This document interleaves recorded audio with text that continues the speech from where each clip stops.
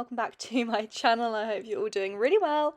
Sorry for the lack of intro on this. I sort of spontaneously decided to get my mum to film my lesson with Mayo the other day.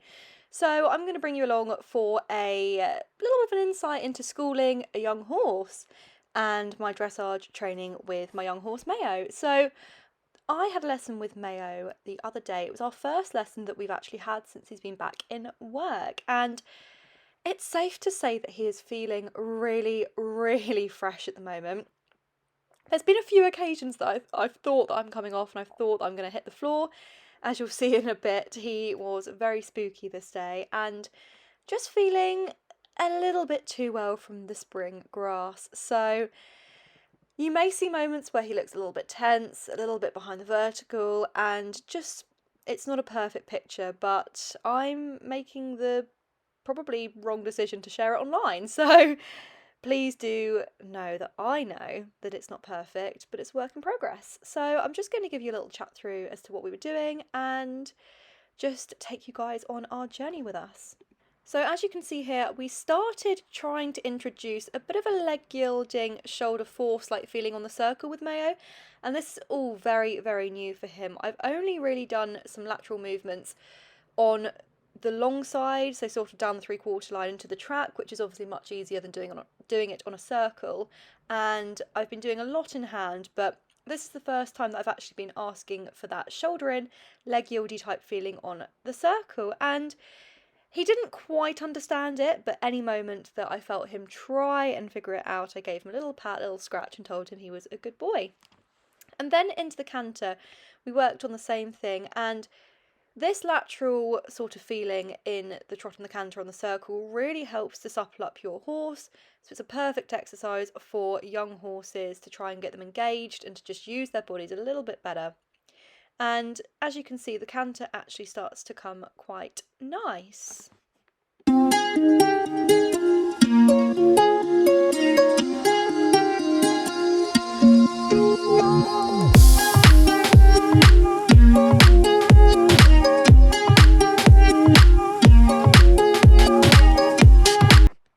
And then, as you can see here, we really try and get Mayo to use his body and to not rely on my hands to keep his head up. So we really try and get that neck pushing out and really try to get him working from back to front. And as I've said in my previous training videos with him, he does really struggle with keeping his nose to the vertical. He's got quite a short neck and quite a long body, so quite often he'll come behind the vertical, so every moment I've got, I really try and push that neck out.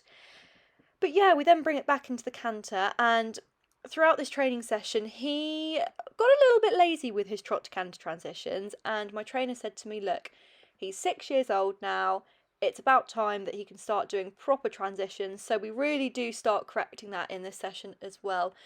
Any moment he doesn't go off my leg as quickly as I need him to, I bring him back and give him a clearer aid, and any moment he hollows into the transition, I bring him back and just keep sort of correcting and fine-tuning the small transitions and the small details now with him.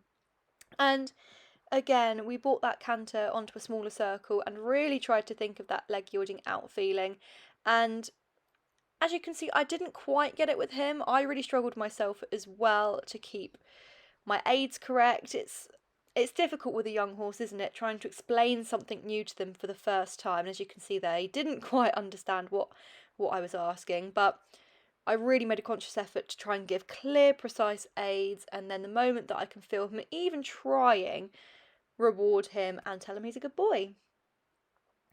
So we then brought this shoulder 4 type feeling down a straight line, so I could look in the mirror, look at my body positioning, look at his body positioning, and then ask for that canter transition in the corner. And this really helped him to keep engaged and to just not hollow into the transition as much, because I really had him from leg to hand a little bit more. So yeah, watching this back, I really need to work on my body positioning a little bit more. But like I said a minute ago, it's so hard when you've got a young horse and you're trying to explain something to them for the first time, also keeping an eye on how you're positioning yourself as a rider too. So again, I know it's not perfect, please don't come at me for it, but a little spook there. There's moments, especially in the canter, that I feel him really start to engage himself. And I'm sorry, I just had to keep that spook in because I don't know how I sat that. When I say to you, I literally saw the ground, I saw the surface of our school. I thought I was coming off.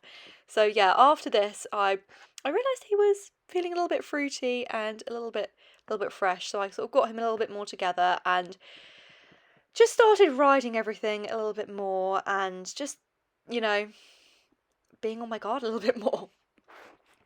And then we began to work on the canter transitions over the centre line because I've actually got a dressage test coming up with him soon, guys. The first proper one. And in the test, we have to canter over the centre line. And like I just said, his transitions up to canter are not the best. So we really worked on keeping him together in the transition and just to try and keep him a little bit more over his back into the transition. And it's sort of things like that that I tend to forget without having lessons myself. Like, because I still see him as a young horse, if I get that trot to canter transition, regardless of how it looks, I still sort of like praise him and like accept that. I think because I still see him as a youngster, I still see him as green. I'm like, oh, well done, you went from trot to canter. Whereas actually, my trainer said to me, yeah, great, he can do that now. Now he needs to do it well. And now he needs to do it properly. So I think it's always good with lessons, isn't it, that they sort of just help you fine tune bits that you might overlook yourself, I guess. So yeah, after a little walk break, we then pick up the left canter and basically just do the same thing. That's all we really did in this session was trying to get that suppleness on that circle in the trot and the canter, and it did definitely improve his way of going towards the end, minus the few little spooky moments. So again, I wanted to keep that bit in just to sort of be transparent with you guys. I think there was a horse either entering the school or walking past the school, so he just tried to have a little nosy nap towards them, and you'll see in a minute a horse comes into the school and he just really tries to nap towards them. He hasn't done a huge amount of work in the school with another horse, so it was actually really good for him that there was quite a lot going on this day. And yeah, as you can see there, he's really trying to drift out through that shoulder. Really trying to go to Wilbur. Oh, look at them, so cute. But yeah, it actually did him some good to have another horse in the arena with him. But my goodness, he goes like a little stallion when he knows another horse is in the arena with him. He drifts towards them.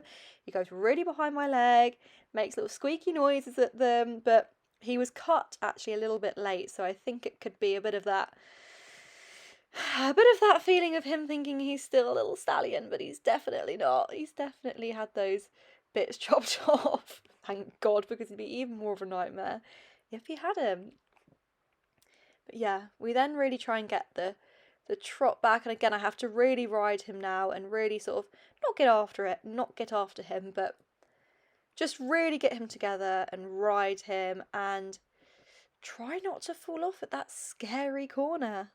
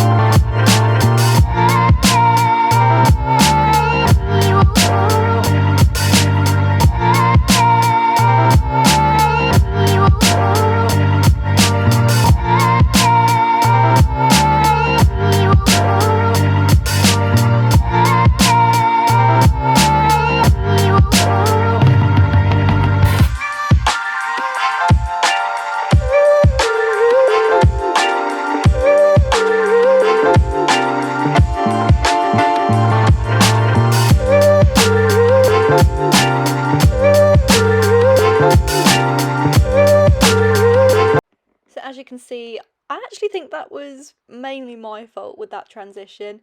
He struggles more getting the left canter lead rather than the right canter lead, and I'm also weaker on my left side as well. So teamed up together, we don't do a great job at the left canter transition, but we keep going, keep persevering with it over the centre line, and again, I haven't really asked him for transitions in places other than the corners, so we were really pushing his buttons today and taking it just that little step further with our schooling, and I'm pleased with how he coped. But the moments that I didn't get the counter transition, I didn't tell him off, I didn't get cross with him, I just corrected him, brought him back, gave him a clearer aid, and then went again. And he was actually getting quite tired now as well, so the transitions were getting a little bit more sloppy and it wasn't quite as precise as I need it, but it's definitely some homework for us to practice and some homework for us to work on.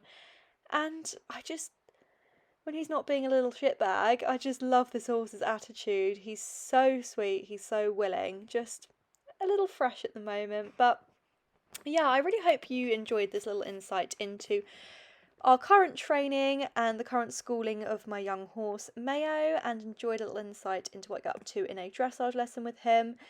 I'm sorry for the lack of intro and closure of this video, but I'm currently sat in bed with no makeup on doing this voiceover and I'm in no state to come on camera. So yeah, I really hope you enjoyed, and I really hope I will see you all in my next video.